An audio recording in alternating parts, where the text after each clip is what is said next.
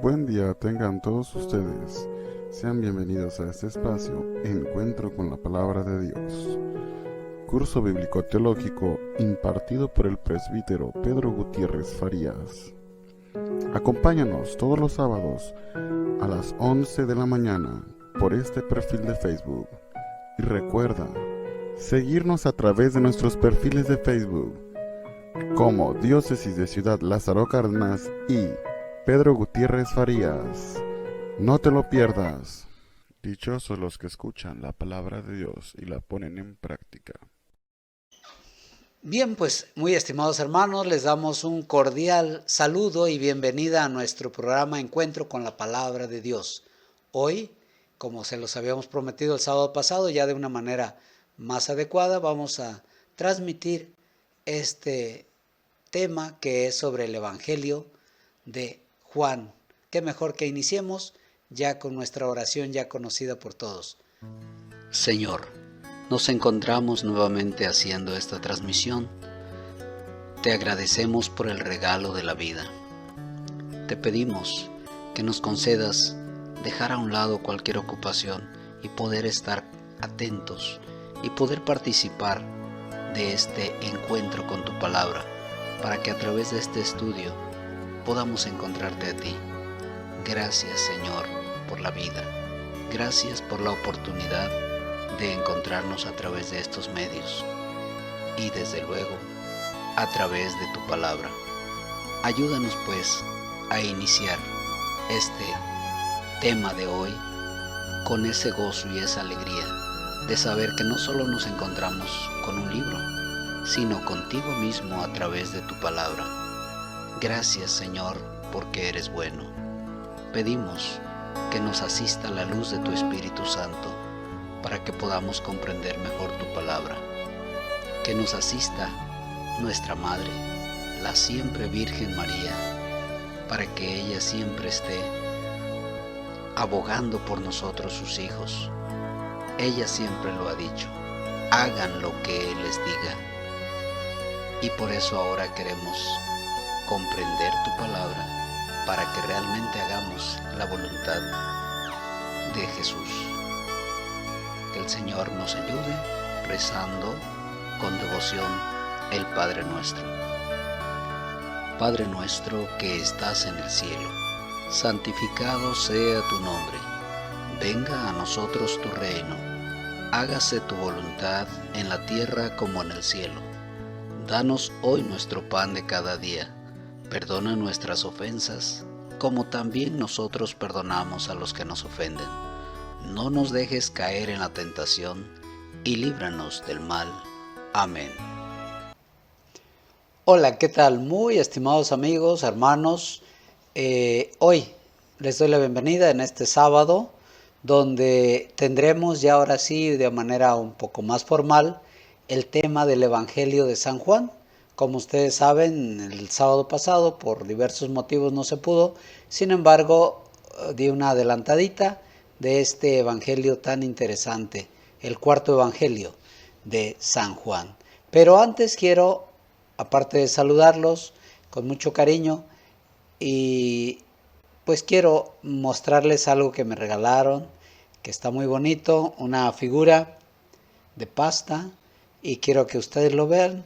Es un padrecito, se supone que trataron de hacer mi imagen, y ahí miren con mi micrófono hablando, y pues ahorita se los presento en una foto. Ahí lo vamos a poner aquí a un ladito para que pues nos acompañe aquí arribita de la Biblia. Aquí nos va a acompañar durante este tema. Vamos a verlo ahorita en una foto aquí atrás de la cámara. Aquí está, miren. Pues a ver qué les parece, es tipo caricatura, pero a mí me gustó mucho. Bien, los invito ahora a que veamos de esa colección Lee la Biblia, la primera parte sobre el Evangelio de San Juan. El Evangelio según Juan. Es uno de los registros más tempranos de la vida de Jesús, y al final del libro aprendemos que fue escrito por uno de los seguidores más cercanos de Jesús, llamado el discípulo al que Jesús amaba. Él aparece muchas veces en la narración misma y hay algo de debate respecto a si es Juan, hijo de Zebedeo, uno de los 12, o un Juan diferente que vivió en Jerusalén y que después fue conocido en la iglesia como Juan el Anciano. Sea el Juan que sea, el libro incorpora su testimonio ocular y fue diseñado brillantemente con un propósito claro que se declara cerca del final del libro. Juan dice: pero esta historia se ha escrito para que ustedes crean que Jesús es el Cristo, el Hijo de Dios, y para que al creer tengan vida en su nombre. Juan cree que el Jesús sobre quien lees en este libro está vivo, es real, y puede cambiar tu vida para siempre. El diseño de este libro es realmente genial. Su primera mitad abre con un poema introductorio y una historia corta que es seguida por un gran bloque de historias acerca de Jesús, haciendo señales milagrosas que generan cada vez más controversia. Todo esto culmina en su señal más grande, la resurrección de Lázaro, la cual provoca la controversia más grande donde los líderes de Israel deciden matar a Jesús. Eso nos lleva a la segunda mitad del libro. Estos capítulos se enfocan en la última noche de Jesús y sus últimas palabras para sus discípulos, seguido de su arresto, juicio, muerte y resurrección. El libro concluye con un epílogo. En este video solo nos enfocaremos en la primera mitad. Así que el libro inicia con una introducción de 2 partes. La primera, un poema que comienza con «En el principio ya existía el verbo», que es una alusión obvia a Génesis 1, cuando Dios creó todo a través de su palabra. Ahora, las palabras de una persona son distintas de la persona en sí, pero también son la encarnación de la mente y la voluntad de esa persona. Así que Juan dice que el verbo estaba con Dios. Esto es distinto de, y sin embargo, que el verbo era Dios. Esto es divino. Y mientras meditamos en esta declaración, escuchamos más adelante en el poema que este verbo divino se hizo humano en Jesús. Luego Juan conecta con las historias del Éxodo, diciendo que Jesús era el tabernáculo de Dios entre nosotros. La gloriosa presencia divina que estaba sobre el arca del pacto se hizo humana en Jesús, lo que lleva a su última declaración, que el único y verdadero, el Dios de Israel, consiste en Dios el Padre y el Hijo que se ha hecho humano para revelarnos al Padre. Mientras consideramos estas asombrosas declaraciones, empezamos a escuchar una historia acerca de cómo Juan el Bautista se encontró con Jesús por primera vez y luego guió a otras personas a encontrarse con él y a convertirse en sus discípulos. Y una por una, mientras las personas se encuentran con Jesús, dicen en voz alta quién piensan ellos que Él es. Y en este capítulo se le da 7 títulos a Jesús. Estos títulos nos preparan para el amor de Juan por el número 7 al diseñar el libro y también declaran algo, que este ser Jesús de Nazaret, completamente humano, es el Rey mesiánico. Él es el Maestro de Israel y Él es el Hijo de Dios que morirá por los pecados del mundo. Esta es una afirmación muy grande acerca de una persona y ahora Juan va a respaldarla a través de las historias en los capítulos del 2 al 12. Todas tienen el mismo patrón básico. Jesús hace una señal o alguna declaración acerca de sí mismo, y eso resulta en malentendidos y controversias. Y así, al final de cada historia, las personas se ven obligadas a tomar una decisión sobre quién creen que Jesús es. La primera sección muestra a Jesús enfrentándose a 4 instituciones clásicas judías, y en cada caso, Jesús muestra que Él es la realidad a la que esas instituciones señalaban. Jesús está en una boda y el vino se termina. Y Jesús convierte unas grandes vasijas de agua, como 120 galones en total, en el mejor de los vinos. Y el mayordomo le dice al novio, guardaste el mejor vino para el final. Lo que es, por supuesto, cierto. Pero Juan también le llama a esto la primera señal milagrosa de Jesús. En otras palabras, es un símbolo que revela algo acerca de Jesús, justo como dijo Isaías, que el reino mesiánico sería como una gran fiesta con gran cantidad de buen vino. Esta primera señal milagrosa revela la generosidad del reino de Jesús. Después, Jesús se dirige al templo de Jerusalén, el lugar donde el cielo y la tierra se supone que deben unirse y donde Dios se encontraría con su pueblo. Y Jesús ejerce su autoridad sobre él, expulsando a todos los cambistas, deteniendo las ofrendas de sacrificio, y cuando los líderes del templo lo amenazan, él dice, destruyan este templo y en 3 días lo levantaré. Jesús está declarando que su muerte sacrificial venidera es el lugar donde el cielo y la tierra verdaderamente se unirán. Su cuerpo, que será asesinado, es la realidad hacia la que el edificio del templo apunta. Luego Jesús tiene esta conversación durante toda la noche con un rabí llamado Nicodemo, que piensa que Jesús es igual que él, otro rabí y maestro para Israel. Pero Jesús dice que Israel necesita mucho más que simplemente otro maestro con nueva información. Israel necesita un nuevo corazón y una nueva vida. O en sus propias palabras, nadie puede experimentar el reino de Dios sin haber nacido de nuevo. Jesús cree que los humanos están atrapados en una red de egoísmo y de pecado que lleva a la muerte. Pero Él también sabe que Dios ama a este mundo, así que Él está aquí para ofrecer al pueblo un nuevo nacimiento, una nueva oportunidad de vivir. Desde aquí, Jesús viaja al norte y termina en un pozo sagrado, conversando con una mujer samaritana. O sea que no es judía. Ellos empiezan a hablar acerca del agua del pozo, la cual Jesús cambia en una metáfora acerca de sí mismo. Él dice que Él está aquí para traer agua viva que puede transformarse en una fuente de vida eterna. Ahora, en Juan, este término se refiere a una nueva calidad de vida, una que está llena del amor eterno de Dios, y es una vida que puede empezar en el ahora y continuar hacia el futuro. Después de esto, Juan ha diseñado otra colección de historias que tuvieron lugar durante 4 de los días sagrados judíos, o fiestas.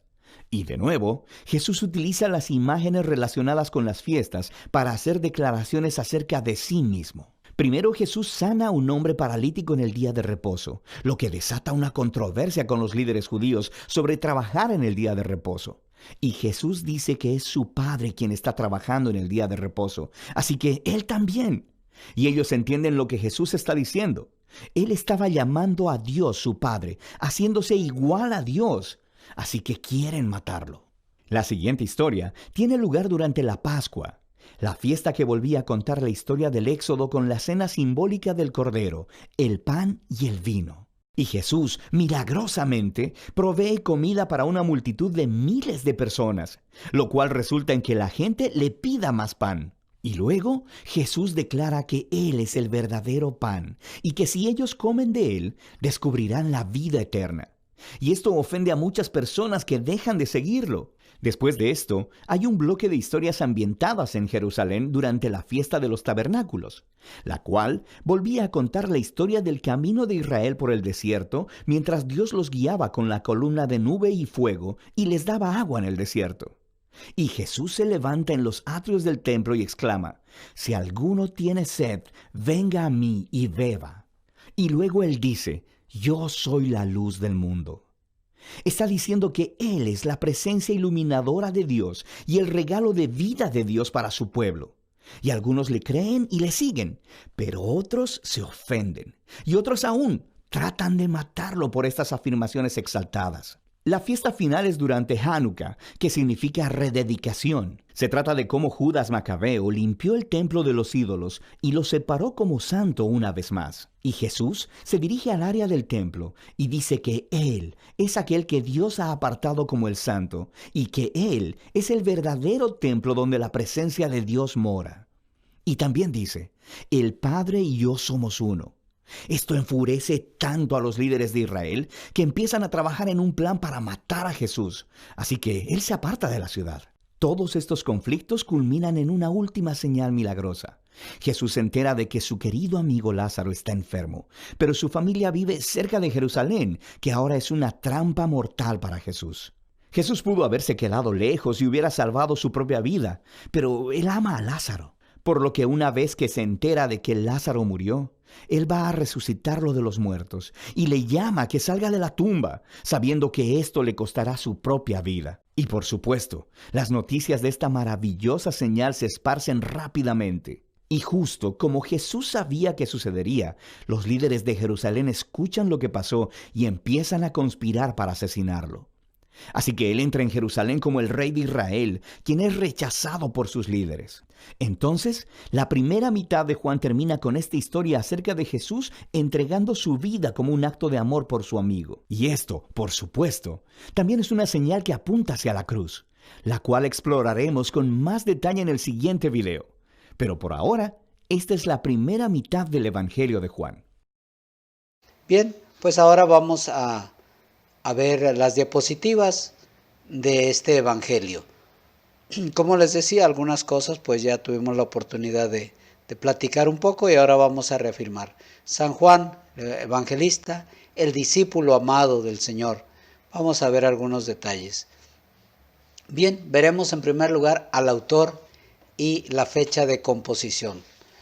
Aunque el nombre del autor no aparece en el Evangelio, la tradición de la iglesia primitiva fuerte y consecuentemente lo identificó como el apóstol Juan. El padre de la iglesia primitiva, aquí vemos un primer testimonio, San Ireneo, de los padres de la iglesia, en el año 130 al 200 después de Cristo, es decir, pues, los primeros grandes escritores de la iglesia, los padres llamados padres de la iglesia. San Ireneo fue un discípulo de Policarpo del 70 al 160 después de Cristo, quien a su vez fue un discípulo del apóstol Juan, y él testificó en la autoridad de Policarpo que Juan escribió el Evangelio durante su residencia en Éfeso, en Asia Menor, cuando él era avanzado en edad. Esto lo escribió en su libro Contra las herejías. Ven pues cómo hay testimonios muy fidedignos de que demuestran que Juan es el autor de su propio Evangelio. Estos padres de la iglesia pues tuvieron contacto muy cercano con él. Después de Ireneo, todos los padres de la iglesia dieron por sentado que Juan era el escritor del Evangelio. Clemente de Alejandría, del 150 al 215, escribió que Juan, consciente de los hechos establecidos en los otros evangelios y siendo guiado por el Espíritu Santo, compuso un evangelio espiritual. Esto lo vemos en Historia de la Iglesia de Eusebio. Bien, vean pues cómo estos grandes padres de la Iglesia dan testimonio, ¿verdad?, de la autoría de Juan como el evangelista, y lo titulan el Evangelio Espiritual. Les había dicho que se le llamaba el teólogo. Les recuerdo que también su evangelio lo escribe de arriba hacia abajo, es decir, parte de la preexistencia de Dios. En el prólogo lo vemos muy clarito, pero vamos a dejar para irlo viendo en su momento. El autor prefiere identificarse a sí mismo como el discípulo, el cual Jesús amaba. Vemos en sus mismos escritos como dice, el discípulo muchas veces omite su nombre y con cierta intención, algunas veces para pues no mencionar expresamente su nombre, pero también detrás de ese texto quiere indicarnos que ese discípulo amado puede ser cualquiera de nosotros si vamos haciendo lo que a Jesús le agrada. Bien, sin embargo, la designación continua de sí mismo como el discípulo al cual Jesús amaba, una evasión deliberada por parte de Juan en su nombre personal, refleja su humildad y celebra su relación para con su Señor Jesús. Para empezar, pues Juan era humilde, no quería así como aparentar ni aparecer en primera plana, no, sino nada más se mencionaba muchas veces como el discípulo amado, como el amigo de Jesús. Ninguna mención de su nombre fue necesaria debido a que sus lectores originales claramente entendieron que él era el autor del Evangelio. También, a través de un proceso de eliminación basado primordialmente en un análisis del material en los capítulos 20 al 21, este discípulo, al cual Jesús amaba, se reduce al apóstol Juan. Lo podemos ver en Juan 21, 24 y 21, 2. Vamos a la siguiente diapositiva. Después de la ascensión de Cristo, Juan se convirtió en un pilar en la iglesia de Jerusalén. Lo vemos en Gálatas 2:9. Él, junto con Pedro, en Hechos 3:1 y 4:13 y 8:14. Hasta que fue a Éfeso, la tradición dice, antes de la destrucción de Jerusalén, desde donde escribió este evangelio y desde donde los romanos lo exiliaron a Patmos en Apocalipsis 1:9. Recuerden pues que este es el Apocalipsis, también fue escrito por Juan, fue el último de los libros escritos del Nuevo Testamento. Y pues sabemos que él fue ahí en Patmos donde escribió esa carta, el Apocalipsis. Además del Evangelio que lleva su nombre, Juan también escribió sus 3 cartas, primera, segunda y tercera carta de Juan. Es decir, ya Juan un poco anciano y con gran habilidad para escribir. Escribió esas 3 cartas, escribió el Apocalipsis y desde luego su Evangelio, un gran Evangelio. Debido a que los escritos de algunos de los padres de la Iglesia indican que Juan estuvo activamente escribiendo durante su edad madura y que estaba consciente de los evangelios sinópticos, es decir, ya lo que se había dicho, él conocía los sinópticos. Muchos fechan el Evangelio en algún momento después de la composición de estos últimos, pero previo al momento en que Juan escribió primera, segunda y tercera de Juan o Apocalipsis. Juan escribió su Evangelio, aquí lo ubica entre el 80 al 90 después de Cristo. Como vemos, pues, es el último de los Evangelios, también el último en ser escrito. Ya aquí lo mencionaba, él ya conocía los otros Evangelios. Él quiso expresarlo de una manera diferente, como dicen ellos, espiritual, de manera teológica, de manera descendente, entre el año 80 y 90 después de Cristo. Alrededor de 50 años después de que fue testigo del misterio terrenal de Jesús. Fíjense, ya habían pasado 50 años. Por eso es que lo que van escribiendo es como una reflexión. Sí, claro, sin mentir, porque él mismo tuvo esa experiencia. Entonces, algunas cosas que están escritas, él las tuvo que ir recordando. Y desde luego, como lo hacían todos los apóstoles, transmitían de palabra. No traían la Biblia bajo el brazo porque ellos apenas iban escribiendo para que no se quedara así en el olvido, sino que transmitían de palabra y procuraron y lo hicieron muy bien al escribir estos evangelios y desde luego las cartas, sobre todo Pablo, que escribió pues sus 13 cartas y la carta a los hebreos, y aquí pues Juan, que ya dijimos todo lo que escribió, y el último que escribió, pues el Apocalipsis. Bien, vamos a ver la siguiente diapositiva. Al parecer, Juan escribió su evangelio para hacer una contribución única al registro de la vida del Señor, un evangelio espiritual. Los invito para que hagamos ahora una pequeña pausa, escuchemos un video, lo veamos y disfrutemos.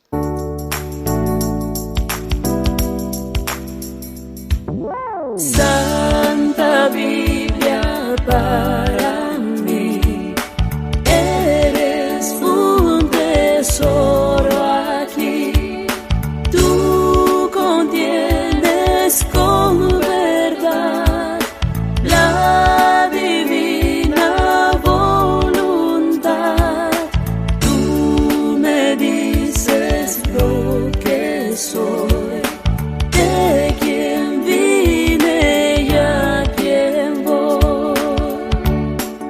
Y en parte para ser suplementario como también complementario, Mateo, Marcos y Lucas, es decir, para completar estos evangelios. Si vemos, él casi no tiene paralelismo con ellos, es decir, no narra los mismos pasajes.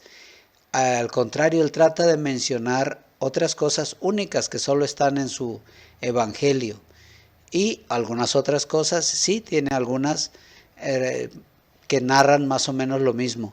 Sin embargo, él tiene su propio estilo y su forma única de presentar sus discursos, normalmente discursos largos. Y como lo mencioné el sábado pasado, él utiliza otros términos. Por ejemplo, en los milagros, en lugar de decir milagros, él dice señales. Las características únicas del Evangelio refuerzan este propósito. En primer lugar, Juan suplió una gran cantidad de material único, no registrado en los otros evangelios. Por eso es que decimos pues que Juan complementa a los sinópticos. En segundo lugar, Frecuentemente suplió información que ayuda a entender los acontecimientos en los sinópticos. Juan conocía a los sinópticos y modeló su evangelio teniéndolos en mente. No dependió de ellos para obtener información, sino que más bien bajo la inspiración del Espíritu Santo utilizó su propia memoria como un testigo ocular al componer el evangelio. Lo vemos en 1.14, en 19.35 y en 21.24. Ojalá después, como ya lo hemos dicho en otras ocasiones, puedan pausar el video, verlo ahí en YouTube, en Facebook y poder leer en casa estos textos y analizar. Recuerden que estamos dando así como tips, como elementos para que ustedes en casa pues profundicen un poco más. El Evangelio de Juan es el único de los 4 que contiene una afirmación precisa del propósito del autor. Lo vemos en 20, 30 y 31. Él declara: estas cosas se han escrito para que crean que Jesús es el Cristo, el Hijo de Dios, y para que creyendo tengan vida en su nombre. Juan 20, 31. Los propósitos primordiales entonces son 2: evangelístico y apologético, es decir, mostrar, hablar la buena nueva, la salvación que Cristo vino a traernos, un mensaje salvífico, y también apologético para la defensa de la fe. Reforzando el propósito evangelístico está el hecho de que la palabra creer se usa aproximadamente 100 veces en el Evangelio. Los sinópticos usan el término menos de la mitad de esta cantidad. Juan compuso su Evangelio para proveer razones de la fe, para dar razón de la fe. Juan compuso su Evangelio pues para esto, para dar razón de nuestra fe que nos va a salvar a los lectores, como el resultado para asegurarles que recibirán el regalo divino de la vida eterna. Bien interesante, eso lo podemos ver también en 1.12. Los invito a que ahora hagamos otra pequeña pausa, disfrutemos brevemente de este otro video.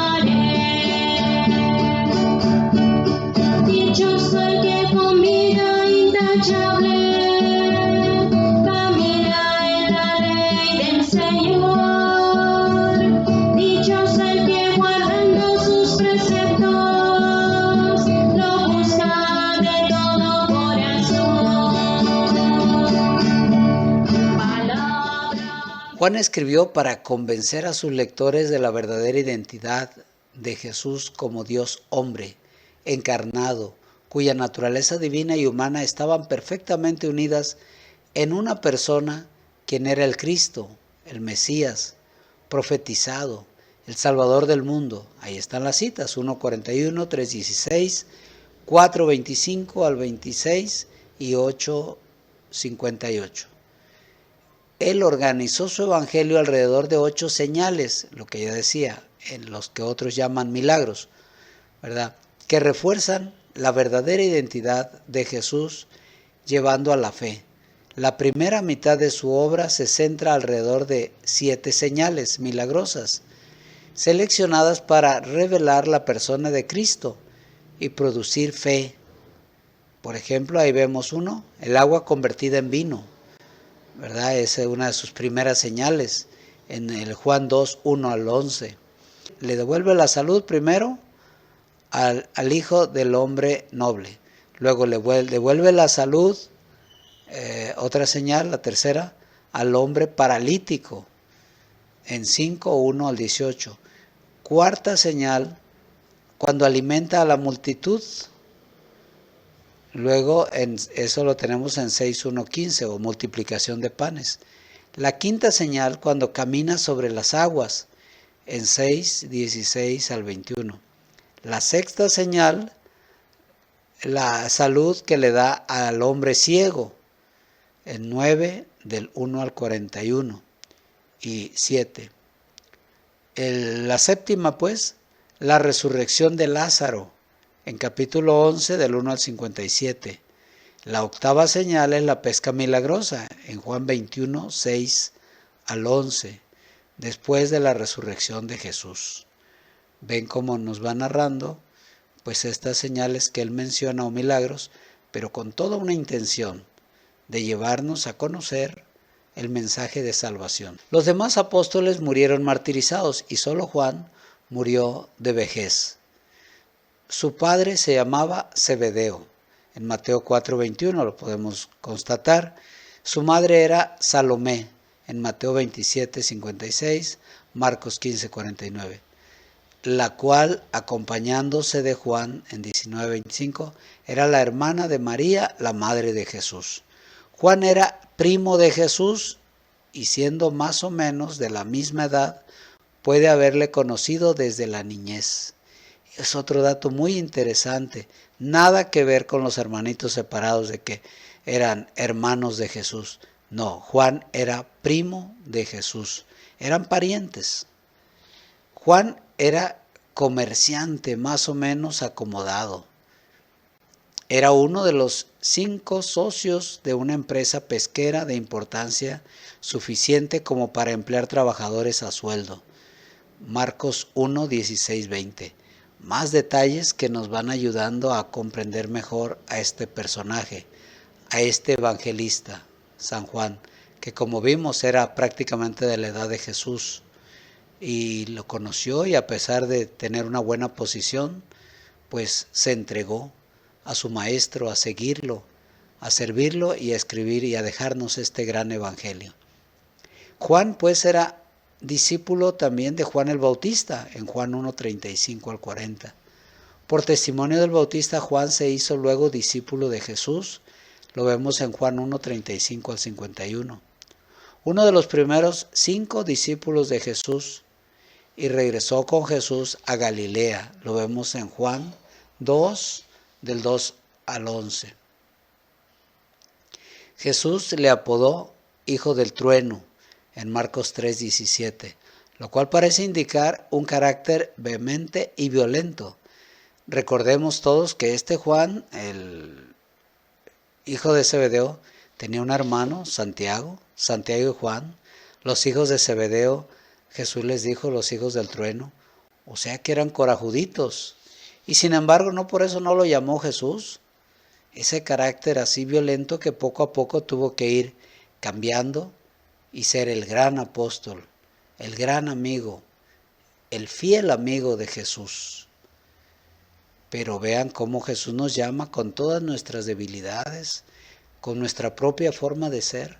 Así Juan era corajudito y sin embargo, vean cómo poco a poco se transformó, cambió, se convirtió. Vamos a ver la siguiente.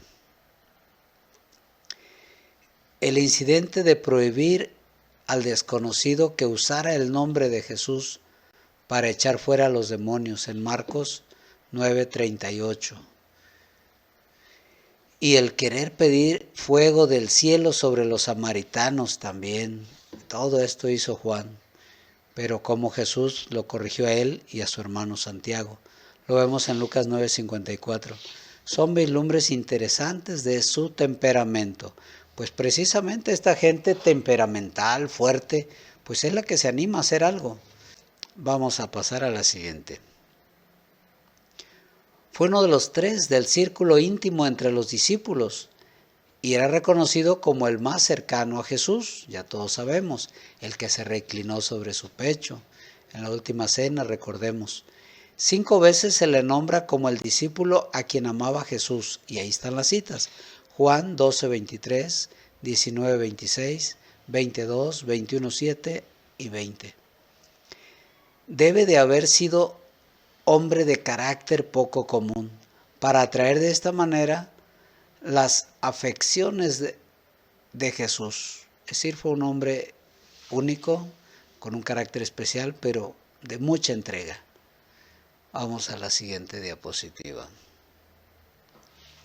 Él y Pedro llegaron a ser los caudillos reconocidos de los 12, y aunque de temperamento totalmente diferentes, estaban generalmente juntos, Pedro y Juan. Lo vemos en Juan 22, en Hechos 3, 1 y 11, en Juan 13 y en 8, 14.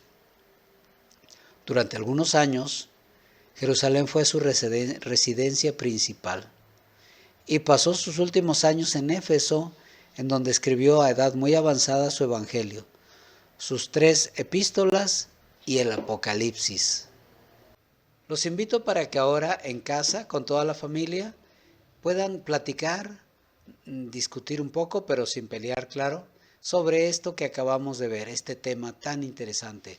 Se hagan entre ustedes algunas preguntas. Ahora no haré aquí las preguntas, pero ustedes pueden pues hacerse muchas preguntas sobre esto que vimos, sobre el autor, quién era, cómo se le decía, etcétera, etcétera. Ustedes mismos háganse las preguntas y pues califiquen al que conteste bien, y si tienen alguna duda, al menos en lo que yo haya podido responder, pues vuelvan a ver el video y ahí encontrarán esas respuestas interesantes para podernos meter más a fondo sobre este evangelio. Bien, ahora que ya hemos terminado de ver y escuchar las diapositivas interesantes sobre este cuarto evangelio del evangelista San Juan, los invito para que pues nos despidamos por esta ocasión en este programa con nuestra oración final.